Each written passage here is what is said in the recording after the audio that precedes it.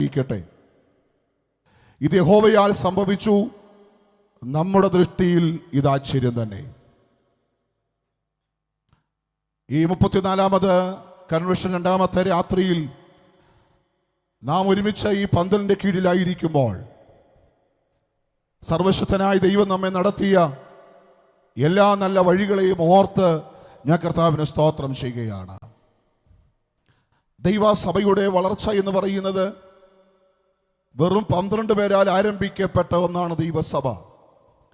മർക്കോസിന്റെ മാളിക മുറിയിൽ 120 പേരടങ്ങുന്ന ഒരു വലിയ സംഘം പരിശുദ്ധാത്മാവിന് വേണ്ടി കാത്തിരിക്കുമ്പോൾ അവരുടെ മേൽ ദൈവത്തിന്റെ പരിശുദ്ധാത്മാവ് അവരുടെ മേൽ വന്ന് പതിയുവാനിടയായി തീർന്നു. അന്യഭാഷ അടയാളങ്ങളോടെ ദൈവത്തെ അവർ മഹത്വപ്പെടുത്തുവാനിടയായി തീർന്നു. നാളിതുവരെയും സംഭവിക്കാത്ത ഒരു വലിയ ദൈവ പ്രവൃത്തി പരിശുദ്ധാത്മാവിൻ്റെ ആഗമനത്തോടുകൂടി അപ്പോസ്തലന്മാരുടെ നടുവിൽ വെളിപ്പെട്ട് തുടങ്ങുവാനിടയായി തീർന്നു. പ്രിയമുള്ളവരെ, തീരുന്നില്ല. അപ്പോസ്തല പ്രവർത്തന പുസ്തകം ഓരോ അധ്യായങ്ങൾ നാം മറിച്ചു പഠിക്കുമ്പോൾ നമുക്ക് കാണുവാനായിട്ട് സാധിക്കുന്നത് പത്രോസിന്റെ ഒറ്റ പ്രസംഗത്തിൽ 3000 രക്ഷിക്കപ്പെടുവാനിടയായി. അടുത്ത അധ്യായത്തിൽ അത് 5000 അടുത്ത അധ്യായത്തിൽ അത് 7000 പിന്നെ എഴുതിയിരിക്കുന്നത് ഇങ്ങനെയാണ്: എൻ്റെ തിട്ടം എത്ര പേർക്ക് ഇന്ന് രാത്രി സന്തോഷിപ്പാൻ വകയുണ്ട്. ഇതിനെ തകർത്തി കളയുവാൻ, ഇതിനെ ഇല്ലായ്മ ചെയ്യുവാൻ, ഇതിനെ നിഷ്ഫലമാക്കി കളയുവാൻ രാജാക്കന്മാർ എഴുന്നേറ്റു, പ്രഭുക്കന്മാർ എഴുന്നേറ്റു, ശക്തന്മാർ എഴുന്നേറ്റു എന്ന് അതിനെയൊക്കെ അതിജീവിച്ച് ഈ 2025 ഈ ജനുവരി മാസത്തിന്റെ ഈ 31-ാം തീയതി രാത്രിയിലും അതിൻ്റെ യാത്ര തുടരുവാൻ സഹായിച്ച സർവശക്തനായ ദൈവത്തിന്റെ കൃപകളെ ഓർത്ത് ഞാൻ കർത്താവിനെ സ്തോത്രം ചെയ്യുകയാണ്.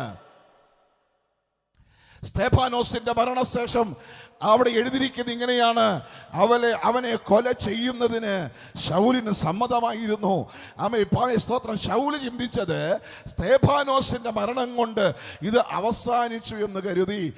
ശിഷ്യന്മാർ അപ്പോസ്തലന്മാർ കരുതി ഈ യെരുശലേം എന്ന് പറയുന്ന ഈ സെൻട്രൽ സഭയ്ക്കകത്ത് ഒതുങ്ങിക്കൂടാമെന്ന് ഈ അപ്പോസ്തലന്മാർ കരുതി. എന്നാൽ പറയാം, ഒരു വലിയ പീഡനം ദൈവസഭയ്ക്കകത്തേക്ക് കയറി വന്നു. അവിടെ എഴുതിയിരിക്കുന്നത് ഇങ്ങനെയാണ്: പീഡനത്തിന്റെ നടുവിൽ അപ്പോസ്തലന്മാരെ ഒഴികെയുള്ളവർ സകലരും ചിതറിപ്പോകുവാനിടയായി. പ്രിയമുള്ള ദൈവമക്കളെ, ഈ ചിതറിക്കുന്ന അനുഭവം ഒരു നന്മയാണെന്ന് എത്ര പേർ തിരിച്ചറിയുന്നുണ്ട്? ഇന്ന് രാത്രി ആത്മാവിൽ പറയാ, അപ്പോസ്തലന്മാരൊഴികെ സകലരും ചിതറിപ്പോയവർ പോയത് ശമരിയ പട്ടണത്തിലേക്കാണ്. ഇന്ന് രാത്രി ദൈവാത്മാവ് ഞാൻ പറയട്ടെ, അന്യദേവന്മാർ കുടികൊള്ളുന്ന ശമരിയ പട്ടണത്തിലേക്ക് ഫിലിപ്പോസും സംഘവും കാലെടുത്തു വെച്ചപ്പോൾ, സുവിശേഷത്തിന്റെ വചനം ആ ശമരിയ പട്ടണത്തിൽ കൈമാറിയപ്പോൾ, ആ ശമരിയ പട്ടണത്തെ അടക്കി വാണിരുന്ന ഇരുട്ടിന്റെ ശക്തി ആ ദേശത്ത് നിന്ന് ഇളകി മാറാനിടയായി. രോഗികൾ സൗഖ്യമാകാനിടയായി. അങ്ങനെയെങ്കിൽ ഇന്ന് രാത്രി ഈ സുവിശേഷ മഹായോഗത്തിന്റെ 2ാമത്തെ രാത്രിയിൽ ദൈവാത്മാവ് ഞാൻ പറയുന്നു, ഈ വൈക്കൽ ദേശത്ത് അഭിഷക്തന്മാർ ദൈവമക്കൾ കാലെടുത്ത് വെക്കുമ്പോൾ ഇതിനെ അടക്കി വഴിക്കുന്ന ഇരുട്ടിന്റെ മണ്ഡലങ്ങളെ അഴിച്ചു കളയാൻ കൃപ പ്രാപിച്ച ദൈവമക്കൾ ദൈവത്തിന് മഹത്വം കൊടുക്കാൻ തുടങ്ങട്ടെ, മഹത്വം കൊടുക്കാൻ തുടങ്ങട്ടെ. ഇന്ന് രാത്രി വചനം പ്രസംഗിക്കുമ്പോൾ ഈ സുവിശേഷ യോഗം ആരുടെയും ഒരു പ്രശംസയ്ക്കല്ല, പുകഴ്ചയ്ക്കല്ല, മഹത്വത്തിനല്ല, ഉയർച്ചകൾക്കല്ല.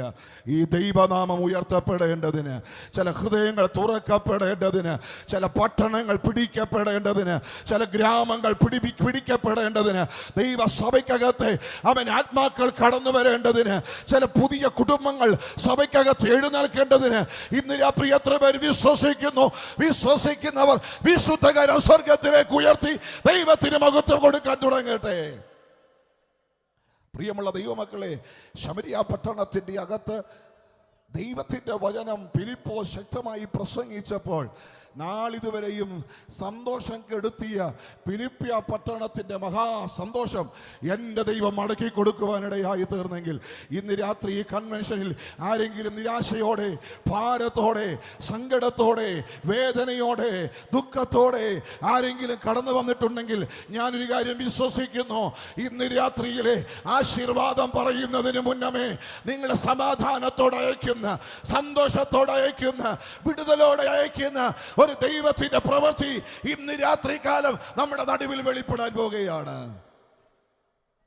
പ്രിയമുള്ള ദൈവമക്കളെ, വേദപുസ്തകത്തിന്റെ അകത്തളങ്ങളിൽ അപ്പോസ്തലന്മാർ രക്തസാക്ഷികളായിട്ട് മാറിയെങ്കിലും ഇതിൻ്റെ ഉയർച്ചകളെയോ ഇതിൻ്റെ പടവുകളെയോ പിടിച്ചു നിർത്തുവാൻ കഴിയാതെ പരിശുദ്ധാത്മാവിൻ്റെ പ്രവർത്തനങ്ങൾ ഇന്നയോളം ഈ പ്രവർത്തനത്തെ, ദൈവസഭയെ ഉയർത്തുവാൻ ദൈവത്തിന് കഴിഞ്ഞെങ്കിൽ ശമരിയ പട്ടണത്തിനകത്ത് വെളിപ്പെട്ട ദൈവീക വിടുതലുകളെ നമ്മുടെ നടുവിലും ഇന്ന് രാത്രിയിൽ വെളിപ്പെടുത്തുവാൻ കഴിവുള്ള ഒരു സർവശക്തൻ ഈ രാത്രികാലം നമ്മുടെ നടുവിലുണ്ട്.